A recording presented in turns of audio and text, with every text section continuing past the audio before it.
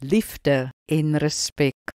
Efesiërs 5 vers 28 sê, net so is die mans verplig om hulle eie vroue soos hulle eie liggame lief te hê.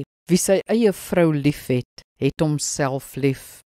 Die skrif beklemtoon dat mans hulle vroue moet lief hê en vroue hulle mans moet respekteer. Aangesien alle mense liefde sowel as respek benodig, is hierdie spesifieke onderskeid en klem betekenisvol. Dis iets wat mans en vroue baie duidelik moet hoor. Kom ons gesels oor liefde. Hoe moet mans hulle vroue lief hê?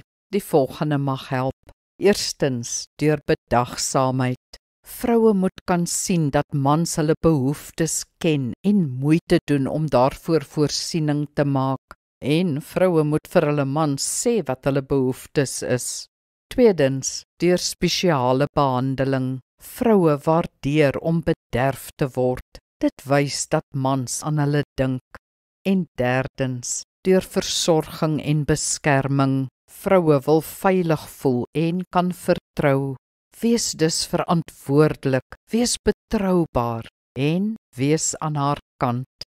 Onthou, die liefde waarna die skrif in hierdie kontekste verwys, is Christus liefde. Liefde wat gee. Gee is wat mans doen.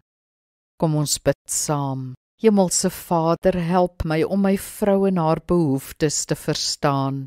Help my om die man te wees wat sy benodig in elke opsig. Amen. Die Here seën jou.